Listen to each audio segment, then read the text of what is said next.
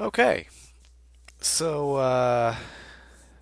I've had this counterintelligence org chart on my website for a while, but it's always been kind of weird and different than the other ones. So I tried to make the format match the other org charts, and then also just like last week, we got a couple new names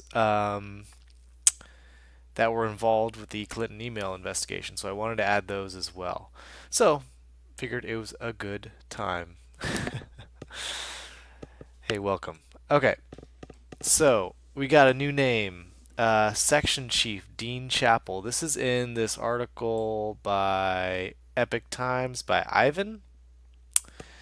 And Dean Chappell was a section chief in the counterintelligence division.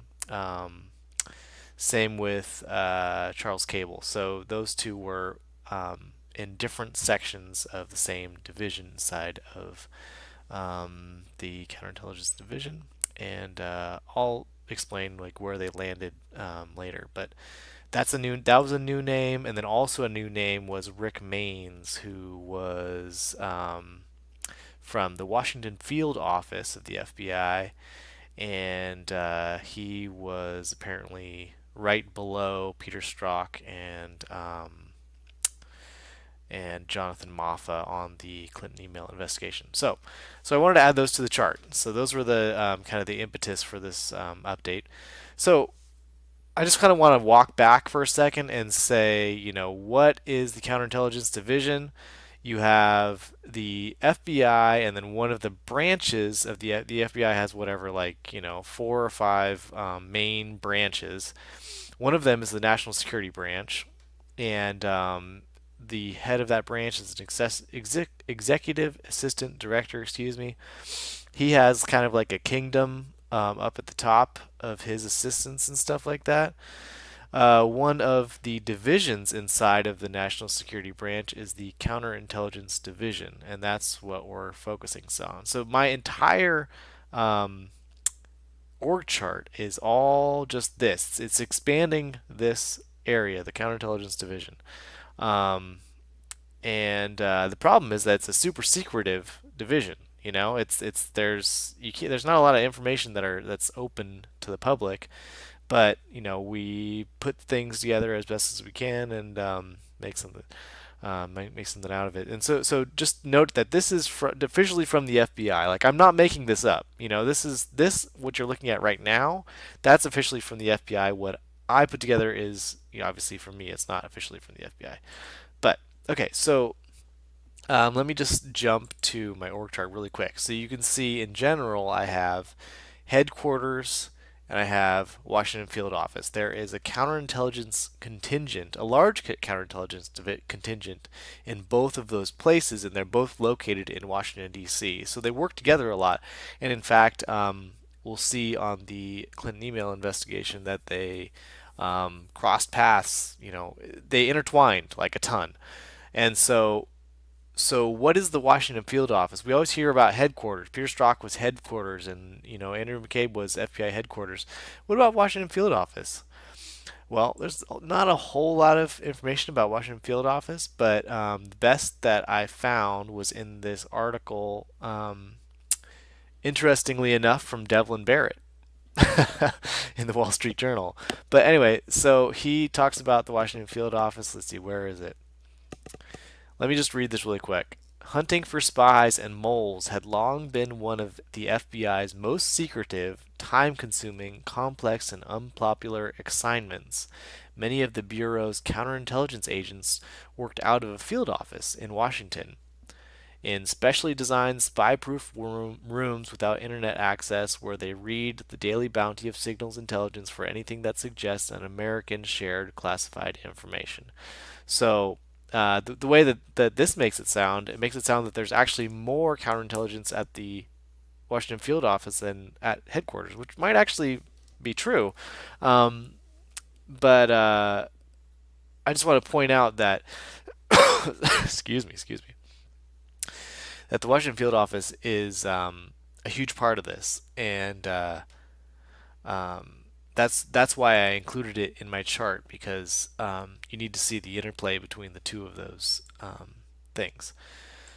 So um, the breakdown of the division. So we're trying to break down the division into its units, into its sections, into the smaller parts, so that we can identify leaders and names of. We can assign positions so that we can figure it all out. So I'm not the only one that cares about this. Also, Secret OTL. He's really the one that kind of dug into it the first. He set up this infographic, the two sides of the house, and he's talking about CD4 and CD3. This whole thread was from what, September? He talks about the different texts that refer to the different sections within the counterintelligence division, and there's a lot of stuff there that he did a really good job of trying to explain. Um, so I'm kind of expanding on that. I went a little bit further than that. And one thing that has a lot of really good information is the Wikipedia page, surprisingly, of the FBI Counterintelligence Division. It talks about four sections: the counterespionage section, counterproliferation section, um, counterintelligence strategy and domain, economic espionage. So this was sort of the starting point, and it's surprisingly accurate for Wikipedia. However, there's way more than this. So this is an abbreviated list of the sections inside of the counterintelligence division. Come to find out, um, and kind of the impetus for starting this in the first place was trying to read the stock page texts. A lot of times it feels like they're talking in code. It's like you read it and you're like, what the heck are they even talking about? Who are these names that they're mentioning and these abbreviations? It's super confusing. So that was really why I started getting interested in it. And just to kind of explain, if you take some of these names, like, okay, so let's just take one, Stephen Laycock. Okay, so if you search the texts, there he is, and okay, so let's just do a couple other ones, um, and I'm trying to explain that this is their world. This is Peter Strzok, at least Peter Strzok's world. This page kind of went into this world, but this org chart is Peter Strzok's world. These are the people that he's interacting with day to day, and so I think it's really helpful to lay all that out and to figure out who's in what position so that we can identify the names that he's saying and understand the situation that he's in day to day so that these texts make sense and we can actually try to get information out of them, because I think they're a gold mine. They're a gold mine of information. So the best that we can do to figure out what they mean is helpful in the long run. Okay, so like for example, Brian Brooks. You can find him. Brian Brooks. There he is. What's another one? Um, Jason Herring. Herring talks about Jason a lot. Let's see. Robert Jones. Um, Jones. I'm just trying to point out that these are the names that we're talking about. It's the same people. Uh, Aaron, there's an Aaron, I think. Yeah, well, some of these are a different Aaron, but Maffa. I mean, Maffa's everywhere, So who is he? We can put him on the org chart. There's a ton of text about Maffa. Boone, Jennifer Boone. Who is she? Just talked to Boone today. Um, and then of course Gia Cologne. You know, Gia Cologne, Steinbach. Yeah. So Oh, or Randy's a big one. Coleman, or usually they just call him Randy. Yeah. So so the way I see it, that it's you kind of have to have this kind of scorecard when you're reading the texts, so you understand who they're even talking about. I mean, I don't know if you've read like a novel where you have to have backup reference information so you understand what's going on.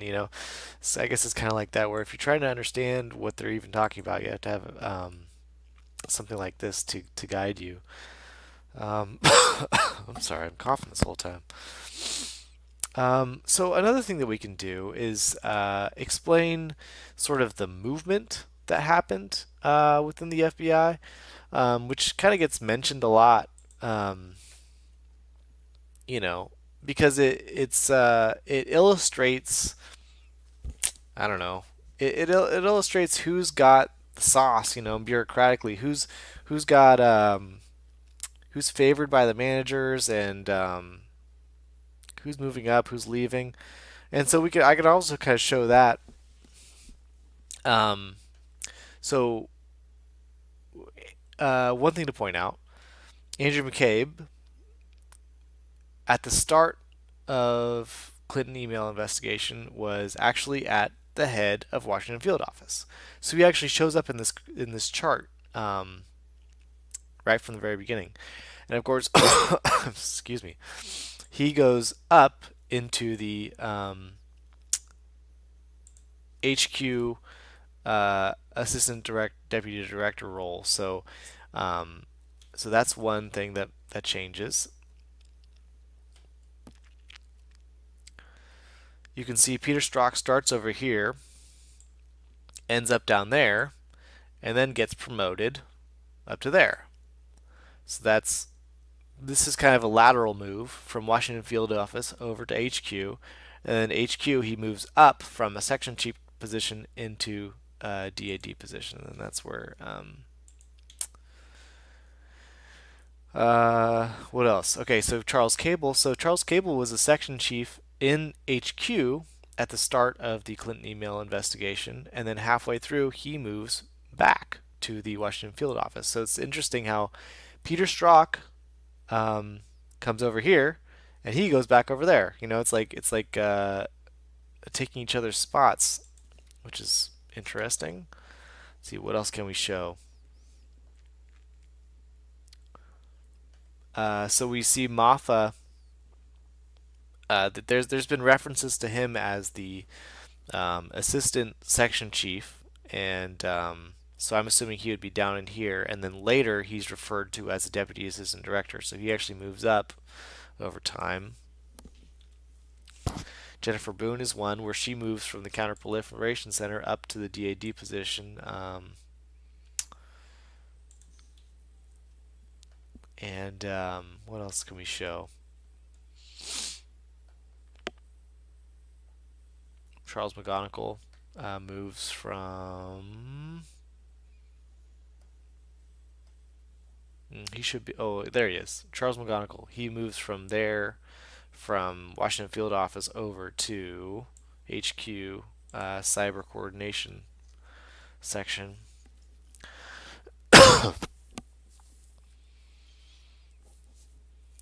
And okay, so that's some of the explanations of the FBI movements. One thing that I want to touch on that is kind of interesting is going back to the Horowitz report. Um, so the Horowitz report does a pretty good job of explaining how the beginning of the Clinton email investigation went down. Let me just read this really quick, okay? For the first few weeks, the investigation was staffed by FBI headquarters personnel. Thereafter, FBI management decided to run the investigation as a special quote unquote out of FBI headquarters. So just going back to the chart, there's headquarters, there's Washington field office. So it started in headquarters, and so it would start with this guy, Charles Cable the 4th, and he's also called Sandy. Okay, so that's how it starts. How Horowitz says it starts. 2 weeks after it started, they decided to turn it into a special, quote unquote. This meant that the investigation was staffed by counterintelligence agents and analysts from the FBI Washington field office who were temporarily located to headquarters and received support from headquarters personnel. So this is where Peter Strzok comes in, right? Because at the time of this happening, he is in the Washington field office.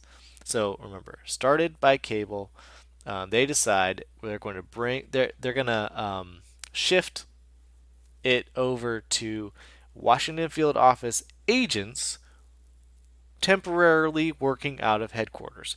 So it's all, I mean, I don't want to minimize here. It's all kinds of weird. This is odd, but this is how they did it, okay? So Washington field office people working at HQ after week 2. The first 2 weeks it wasn't, but after that, then they decided to. Again, all kinds of weird, whatever. So that's where Peter Strzok comes in, and also this guy Rick Helms, who was referenced in the Epic Times article. Uh, Approximately 15 FBI agents and analysts that were overseen by Rick Maines, a supervisory special agent.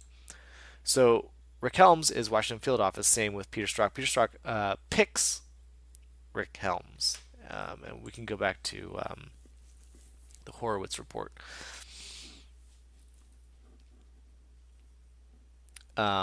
There were approximately 15 agents, analysts, computer specialists, and forensic accountants assigned on a full-time basis to the mid-year team, as well as other FBI staff who provided periodic support.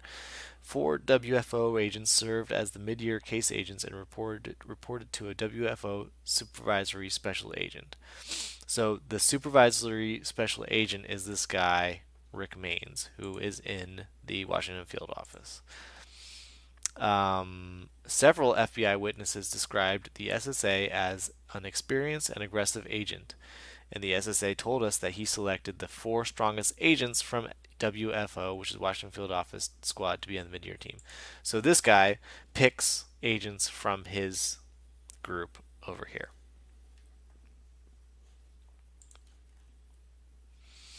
They reported to Peter Strzok, and then lead analyst. So here we are. Let me go to the org chart that Horowitz actually made. Okay, so it's probably really blurry, but I'll just try to explain here. So at the bottom here, there's agents and analysts. We don't know the names of these people right now. There's in the Horowitz report, they refer to agents 1 and 5 and how they had these text messages that were unsavory. But we don't know their names. We don't know the analysts' names. But from there on up, we do know actually. So above the agents, there's supervisory special agent. So that's Rick Maines. Above that, agent lead. That's Peter Strzok. Lead analyst. That's Jonathan Moffa. Then from there on up, we have actual names that are written in here. Bill Priestap, Mike Steinbach, up to Andrew McCabe. So going back to here.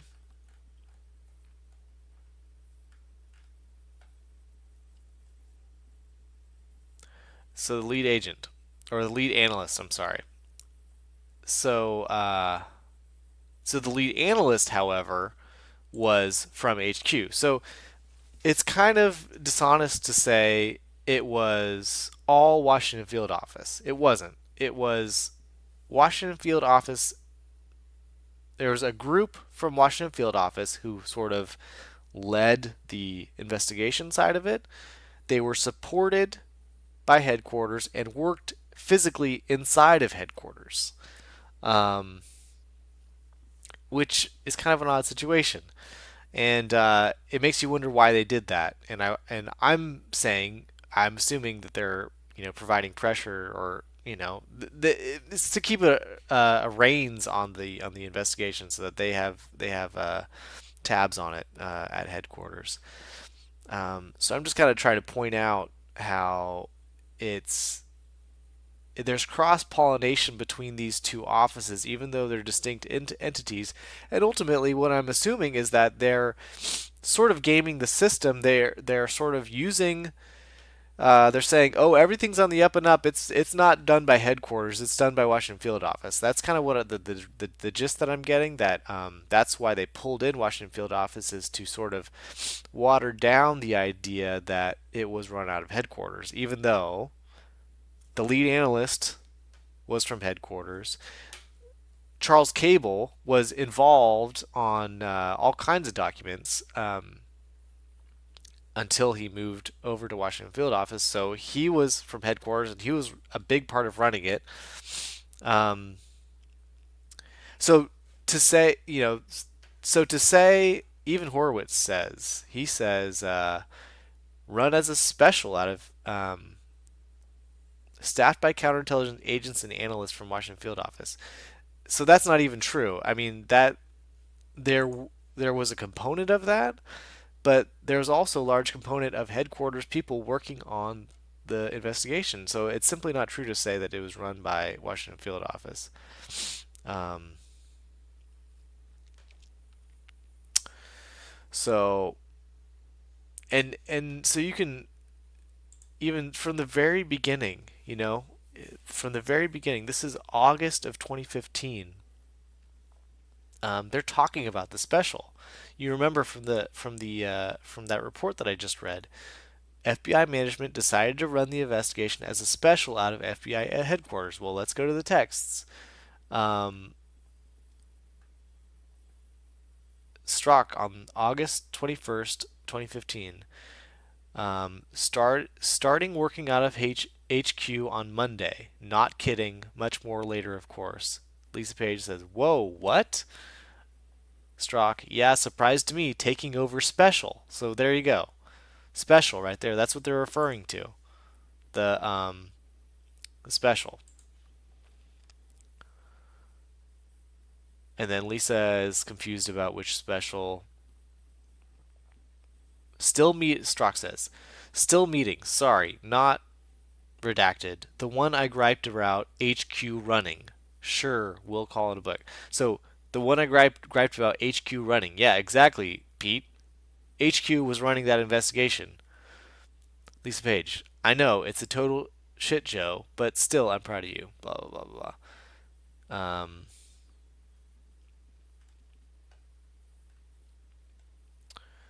And then here they're talking about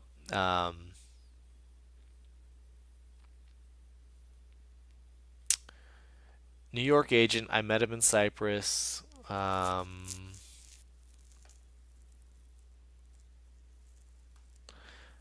Yes, though he's not an excited sort of guy. How do you know him again? Was he on your squad back in the day? Pretty much knew him by reputation. Only he was a criminal agent and then on redacted for a while. That's a lot of confidence to pull as your SSA, although I've guess you've seen him as a supervisor for a few months now. Yes, though more important is his agent and analytic chops. They are solid. So they're talking about Rick Helms, this guy, SSA. So that's supervisory special agent, SSA, right there. So again, he is from Washington Field Office, where Strzok was before he moved to HQ. So we're kind of putting some of these things together, you know. Oh, here's another one. Greg, Gregg, Greg. Greg is this guy, Greg Cox, who leaves Washington Field. He was Strzok's boss for a long time, and then he moves to HQ as well in November of 2015. Right. So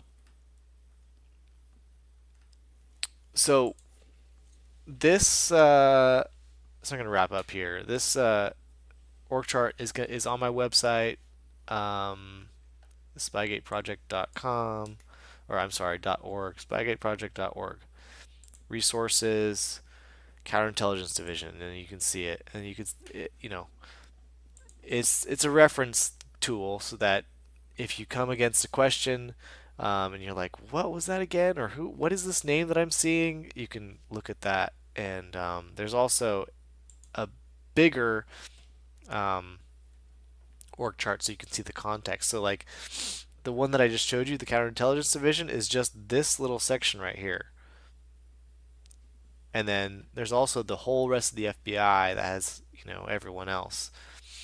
Um, but since this section was involved in the Russian investigation and the Clinton email investigation, it's really excuse me.